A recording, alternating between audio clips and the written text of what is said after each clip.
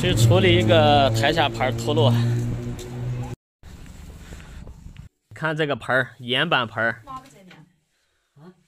又一个岩板陶瓷盘脱落了。上一次我们修的那个是石材台下盘，现在这种陶瓷盘脱落的越来越多了。厂家应该在这方面做升级。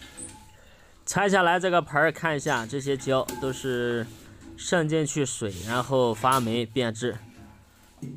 经过时间的打磨，最终它还是扛不住掉下来了。所有掉盘的都是铝圈没有打胶的。有人说有这个卡子就不会掉，这不是，这个卡子也在这儿，但是它还是掉了。现在我们开始处理，还是要把粘盘的这个部分呢全部都打毛了，要不然有之前的那个水质，你再粘的话还容易脱落。包括这个陶瓷盘也是一样的，把这些该磨的地方全部给它磨出以前的毛茬。这就和医生做手术一样，你把那些坏肉不把它割掉的话，你即使缝合的技术再好，它还是长不好，还得坏。量出盘的长度和宽度，按它的总长，然后左右分中，做出标记点，两边的方向都要画出来。这样我们把盘放上来以后，找这几个点定位，定位好以后，沿着盘画一圈，把这个标记线画出来。画好以后，我们把这个盘呢直接拿掉，你这么看就明显了。哎，放的是否匀称，有没有放歪？基础工作做好以后，我们用这个云石胶，然后配比上这个固化剂。固化剂呢按比例放最合适。这个天气热呢，尽量少弄一点，弄得多干得太快。同时呢，我们要在这个拉毛的地方呢打上玻璃胶，这个玻璃胶起很大的作用。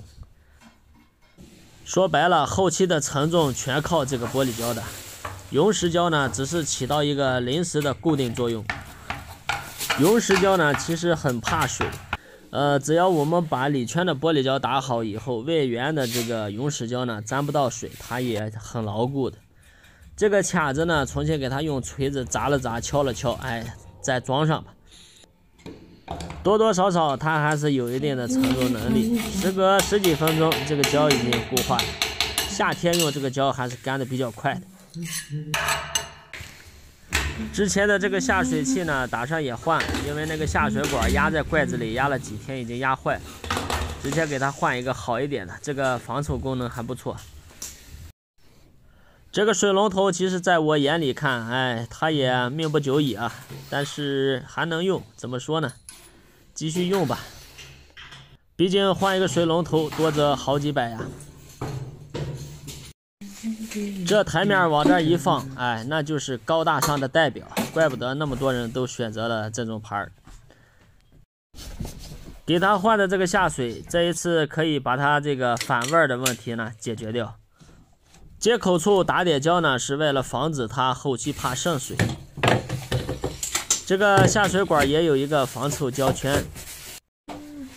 此视频呢，米师傅拍摄啊，技术不好，大家多多理解。摄影师不在，然后操作是由田师傅操作。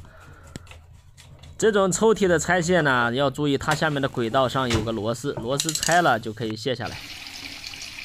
最后我们试水打胶。刚才我们说的这个盘最怕什么了？就是怕它渗水，哎，一定要在这个盘的里圈呢打上一圈玻璃胶。保证它水渗不出去，这个盘就不会掉了。